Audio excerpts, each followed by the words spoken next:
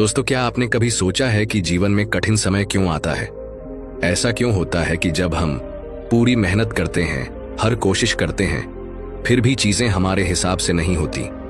हम सबने ऐसे पल देखे हैं जब लगता है कि पूरी दुनिया हमारे खिलाफ हो गई है, जैसे सब कुछ बिखर रहा हो। कभी ऐसा लगता है कि शायद हमारी किस्मत खराब है, लेकिन क्या सच में ऐसा है?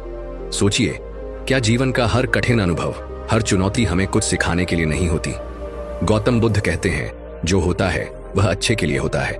लेकिन इस बात को मानना और समझना आसान नहीं है, खासकर तब जब हम दर्द में होते हैं। तो कल्पना कीजिए, आप एक किसान हैं। आपने पूरी मेहनत से अपनी फसल उगाई है, लेकिन अचानक बारिश या तूफान आकर आपकी फसल खराब कर देती है। उस समय आपका मन गुस्से और निराशा से भर जाता है। आप भगवान से सवाल करते हैं, मेरे साथ ही ऐसा क्यों? पर कभी सोचा है कि शायद उस फसल का खराब होना आपको कुछ और सिखाने के लिए हुआ हो? शायद यह आपको भविष्य में ज्यादा समझदारी से खेती करना सिखा रहा हो। इसी तरह जब किसी नौकरी में असफलता मिलती है, कोई रिश्ता टूटता है या कोई सपना अधूरा रह जाता है, तो हमारा दिल टूट जाता है। हम उस समय इसे बुरा समय मानते हैं, लेकिन बुद्ध कहते हैं, हर घटना के पीछे एक कारण छिपा है। हर कठिनाई हमें मजबूत बनाने का एक साधन है। क्या आपने कभी महसूस किया है कि जिंदगी में जो कुछ होता है वह हमें किसी बड़े मकसद की ओर ले जाता है? यह मुश्किलें हमें बेहतर इंसान बनाने के लिए आती हैं, हमें सोचने पर मजबूर करती हैं कि क्या लाइफ में जो हम चाहते थे वह हमारे लिए सही था। आज की इस कहानी में मैं आपको गौतम बुद्ध की एक ऐसी ही सीख सुनाने वाला हूं, जो न केवल आपके जीवन को समझने का नजरिया बदलेगी, बल्कि आपको हर परिस्थिति में सकारात्मक सोचने की प्रेरणा देगी। तो चलिए दोस्तों, आज की बौद्ध कहानी को शुरू करते हैं। जो होता है वह सच में अच्छे के लिए होता है। गौतम बुद्ध और उनके शिष्य एक शांत सुबह यात्रा कर रहे थे। आसमान साफ था, पक्षी चहक रहे थे और हल्की ठंडी हवा बह रही थी। बुद्ध हर पल को गहराई से अनुभव कर रहे थे, जैसे कि वे खुद प्रकृति के साथ एक हो गए हों। इसी दौरान वे एक छोटे से गांव पहुंचे। गांव में हलचल थी, लोग अपने अपने कामों में व्यस्त थे। कुछ अपने खेतों में काम कर रहे थे, तो कुछ बाजार में खरीदारी कर रहे थे। तभी एक परेशान और थका हुआ किसान दौड़ता हुआ बुद्ध के पास आया। उसका चेहरा चिंता और उदासी से भरा हुआ था। उसकी आंखों में आंसू थे और चाल में भारीपन था। किसान ने बुद्ध के सामने घुटनों पर बैठते हुए कहा, भगवान, मेरी जिंदगी में सब कुछ उल्टा हो रहा है। मैं बहुत मेहनत करता हूं, लेकिन हर बार नतीजे मेरे खिलाफ होते हैं। मेरी फसल बर्बाद हो गई है, परिवार मुझसे नाराज रहता है और मेरे बच्चे बीमार हैं। मुझे समझ नहीं आता कि मैंने ऐसा कौन सा पाप किया है जिसके कारण मुझे इतनी सजा मिल रही है। किसान की आवाज भारी थी, वह टूट चुका था। उसने आगे कहा, मैंने सुना है कि आप हर समस्या का समाधान जानते हैं। आप कहते हैं कि जो होता है वह अच्छे के लिए होता है, लेकिन मेरी जिंदगी में तो कुछ भी अच्छा नहीं हो रहा। आप ही बताइए, मेरी फसल का खराब होना, परिवार की नाराजगी और मेरे बच्चों की बीमारी कैसे अच्छे के लिए हो सकती है?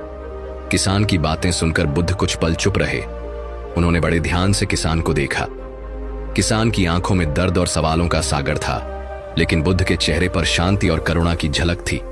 उन्होंने अपनी आंखें बंद की, जैसे वे किसान की पीड़ा को महसूस कर रहे हों। कुछ पल बाद बुद्ध मुस्कुराए। उनकी मुस्कान में गहरी समझ और धैर्य था। उन्होंने अपने शांति भरे स्वर में कहा, आओ, मैं तुम्हें एक कहानी सुनाता हूं, ताकि इस कहानी के जरिए तुम्हारे सवालों का जवाब मिल सके। किसान थोड़ा हैरान हुआ, लेकिन उसने अपनी बेचैनी पर काबू पाया। उसने बुद्ध की ओर देखा और कहा, कहानी भगवान, मेरी समस्या इतनी बड़ी है और आप मुझे कहानी सुनाना चाहते हैं? बुद्ध ने मुस्कुराते हुए जवाब दिया, हर समस्या का समाधान सीधा नहीं होता मेरे मित्र। कभी कभी समाधान समझने के लिए हमें जीवन को अलग नजरिए से देखना पड़ता है। यही कहानी तुम्हें सिखाएगी। किसान ने अपनी निराशा को किनारे रखा और बुद्ध की कहानी सुनने के लिए तैयार हो गया। वह चुपचाप बैठ गया और ध्यान से बुद्ध की ओर देखने लगा। बुद्ध ने गहरी सांस ली और अपनी कहानी शुरू की। गौतम बुद्ध ने कहा, सुनो, मैं तुम्हें एक राजा की कहानी सुनाता हूं, जो तुम्हारी परेशानी को समझने में मदद करेगी। बहुत समय पहले एक शक्तिशाली और परोपकारी राजा था। वह अपने राज्य को बहुत प्यार करता था और हर समय अपनी प्रजा के भले के लिए काम करता था। लेकिन वह कभी कभी छोटी छोटी बातों पर गुस्सा भी कर जाया करता था। एक दिन राजा ने सोचा कि वह अपने सबसे भरोसेमंद मंत्री के साथ जंगल में शिकार पर जाएगा। सुबह का समय था, जंगल हरियाली से भरा हुआ था। राजा और मंत्री अपने घोड़ों पर सवार होकर जंगल में घूम रहे थे। अचानक एक जंगली जानवर राजा के सामने आ गया।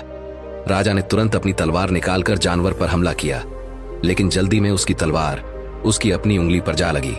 राजा की उंगली बुरी तरह कट गई और खून बहने लगा। दर्द के मारे राजा जोर से चिल्लाया। मंत्री तुरंत राजा के पास आया और उसकी चोट को देखकर कहा, महाराज, जो होता है वह अच्छे के लिए होता है। यह सुनते ही राजा गुस्से से आग बबूला हो गया। उसने मंत्री को घूरते हुए कहा, क्या मेरी उंगली कट गई है? खून बह रहा है और तुम कह रहे हो कि यह अच्छा है? तुम मजाक कर रहे हो। मंत्री ने शांत भाव से कहा, महाराज, मैं मजाक नहीं कर रहा, मैं सच कह रहा हूं। जो कुछ भी होता है वह अच्छे के लिए ही होता है।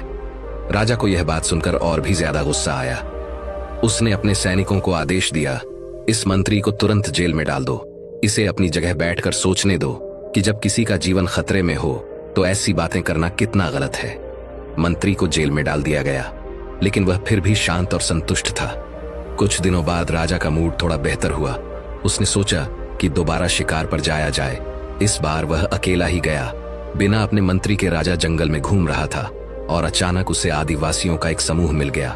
यह आदिवासी अपने देवता के लिए बलि देने की तैयारी कर रहे थे। उन्होंने राजा को पकड़ लिया और खुश हो गए, क्योंकि उन्हें बलि के लिए एक शक्तिशाली व्यक्ति मिल गया था। उन्होंने राजा को रस्सियों से बांध दिया और देवता के मंदिर में ले गए। जब बलि की तैयारी पूरी हो गई तो उन्होंने राजा का निरीक्षण किया, लेकिन तभी उनमें से एक आदिवासी जोर से चिल्लाया, रुको, इसकी एक उंगली कटी हुई है। ये व्यक्ति अपूर्ण है, इसे बलि नहीं चढ़ाया जा सकता। आदिवासी परंपरा के अनुसार केवल पूर्ण शरीर वाले व्यक्ति को ही बलि के रूप में चढ़ाया जा सकता था। इसलिए उन्होंने राजा को छोड़ दिया और उसे जंगल में भटकने के लिए छोड़ दिया। राजा घबराया हुआ, लेकिन जीवित वापस अपने महल पहुंचा। जैसे ही वह अपने सिंहासन पर बैठा, उसे मंत्री की बात याद आई, जो होता है वह अच्छे के लिए होता है। अब राजा को अपनी गलती का एहसास हुआ। उसने तुरंत आदेश दिया कि मंत्री को जेल से रिहा किया जाए। मंत्री को दरबार में बुलाया गया। राजा ने शर्मिंदा होकर कहा, मुझे माफ कर दो, मेरी उंगली कटने से मेरी जान बच गई। तुम सही थे, जो हुआ वह अच्छे के लिए हुआ। लेकिन एक बात बताओ, जब मैंने तुम्हें जेल में डाला तो क्या वह भी तुम्हारे लिए अच्छा था? मंत्री ने मुस्कुराते हुए कहा, जी हाँ महाराज, अगर मैं जेल में नहीं होता तो मैं आपके साथ शिकार पर जाता, और जब आदिवासी आपको छोड़ देते तो मुझे बलि के लिए ले जाते। इसलिए जो हुआ वह मेरे लिए भी अच्छे के लिए था। बुद्ध ने कहानी पूरी की। बुद्ध ने किसान से कहा, देखो, यह कहानी हमें सिखाती है कि जीवन में हर घटना का एक गहरा कारण होता है। जो हमें इस समय बुरा लगता है वह भविष्य में हमारे भले के लिए हो सकता है। बस हमें धैर्य और विश्वास रखना चाहिए। किसान ने यह कहानी सुनी और उसकी आंखों में चमक आ गई। उसने महसूस किया कि शायद उसकी मुश्किलें भी किसी बड़े उद्देश्य का हिस्सा हैं। गौतम बुद्ध ने किसान की बात ध्यान से सुनी।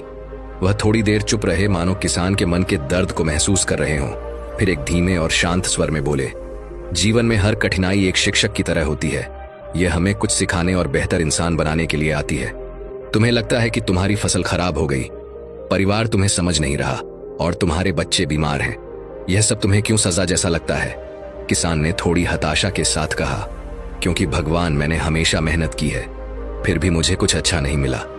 बुद्ध ने मुस्कुराते हुए जवाब दिया, क्या तुमने कभी देखा है कि जब एक किसान अपने खेत में हल चलाता है तो वह पहले जमीन को तोड़ता है, उसे पलट है और फिर बीज बोता है। उस समय जमीन को भी दर्द होता होगा, लेकिन वही दर्द उस बीज को अंकुरित करने का रास्ता बनाता है। किसान थोड़ा चौंका। उसने सोचा, यह तो सच है। बुद्ध ने आगे कहा, तुम्हारी फसल का खराब होना शायद तुम्हें यह सिखाने के लिए हुआ है कि प्रकृति को और गहराई से समझो। परिवार की नाराजगी तुम्हें यह सिखा रही है कि अपने संबंधों में सुधार करो। अपने गुस्से और शब्दों पर ध्यान दो। और बच्चों की बीमारी शायद तुम्हें यह सिखा रही है कि अपने शरीर और उनके स्वास्थ्य का अधिक ध्यान रखना सीखो। जीव में हर घटना, हर कठिनाई एक बड़ी योजना का हिस्सा होती है। जो आज तुम्हें परेशानी लग रही है वही कल तुम्हें किसी बड़ी सफलता की ओर ले जाएगी, लेकिन इसके लिए धैर्य और विश्वास चाहिए। किसान ने गहरी सांस ली और थोड़ी देर सोचा। उसने पूछा, लेकिन भगवान, यह समझना और सहना इतना मुश्किल क्यों है? क्यों हमें तुरंत राहत नहीं मिलती? बुद्ध ने एक पेड़ की ओर इशारा करते हुए कहा, देखो, यह पेड़, इसे इस ऊंचाई तक पहुंचने में कई साल लगे हैं। इसे धूप, पानी और हवा का सामना करना पड़ा, लेकिन इसने कभी शिकायत नहीं की। अगर यह धैर्य खो देता तो शायद यह बड़ा और मजबूत नहीं बन पाता। जीवन भी ऐसा ही है। कठिनाइयां हमें मजबूत बनाती हैं, लेकिन हमें उनके खिलाफ नहीं, उनके साथ काम करना सीखना होगा। किसान की आंखों में हल्की चमक आई। उसने कहा, तो क्या यह संभव है कि मेरी आज की परेशानियां भी मुझे भविष्य में कुछ अच्छा दे रही हैं? बुद्ध ने मुस्कुराते हुए कहा, हाँ, यह संभव ही नहीं, यह निश्चित है। जब एक तीर हमारी ओर आता है तो हमें दर्द होता है, लेकिन अगर हम सीख लें कि उस तीर से कैसे बचना है तो भविष्य में वही तीर हमें ताकतवर बना देगा। किसान ने अपने सिर को झुकाकर कहा, शायद आप सही कह रहे हैं, कठिनाई भी एक आशीर्वाद हो सकती है। मैंने इसे कभी इस नजरिए से नहीं देखा। बुद्ध ने अंतिम शब्दों में कहा, जीवन हमें हर दिन सिखाने के लिए नई चुनौतियां देता है। जो लोग इनसे डरते हैं वे वहीं रुक जाते हैं, लेकिन जो इनसे सीखते हैं वे आगे बढ़ते हैं। अब यह तुम्हारे ऊपर है कि तुम इन परेशानियों को अपना दुश्मन मानोगे या उन्हें अपनी ताकत बनाने का रास्ता। किसान ने गहरी सांस ली और खुद से वादा किया कि वह अपनी समस्याओं का सामना न केवल धैर्य से करेगा बल्कि उनसे सीखने की कोशिश भी करेगा। दोस्तों, आज की कहानी हमें एक गहरी सीख देती है। कठिन समय हमारे जीवन का हिस्सा है, लेकिन यह हमें तोड़ने के लिए नहीं बल्कि हमें मजबूत बनाने के लिए आता है। कभी कभी जो आज बुरा लगता है वह भविष्य में हमें बड़ी खुशियां और सीख देने का जरिया बनता है। सोचिए, अगर राजा की उंगली नहीं कटती तो क्या उसकी जान बच पाती? अगर मंत्री जेल में नहीं होता तो क्या वह बच पाता? ठीक इसी तरह हमारे जीवन में भी हर कठिनाई किसी न किसी उद्देश्य से आती है। आपके जीवन में जो भी चुनौतियां हैं उन्हें एक नई दृष्टि से देखिए। खुद से पूछिए, मुझे इससे क्या सीखने को मिल सकता है? जब आप इस नजरिए से सोचेंगे तो हर कठिनाई में एक छिपा आशीर्वाद नजर आएगा। आज की इस कहानी को सुनने के बाद अगर आपको महसूस हुआ कि जीवन में हर परेशानी एक सबक है, तो इस सीख को अपने जीवन में अपनाएं। और अगर यह कहानी आपके दिल को छू गई तो इसे दूसरों तक भी पहुंचाएं। इस वीडियो को लाइक करें, अपने दोस्तों और परिवार के साथ शेयर करें ताकि वे भी इस सीख का हिस्सा बन सके। और हमारे चैनल को सब्सक्राइब करना ना भूलें, क्योंकि हम आपके लिए ऐसी ही प्रेरणादायक कहानियां और सीख लाते रहेंगे। आपका एक लाइक और सब्सक्राइब हमारे लिए बहुत महत्वपूर्ण है। यह न केवल हमें प्रेरित करता है बल्कि यह हमारी इस सकारात्मक यात्रा को जारी रखने में मदद करता है।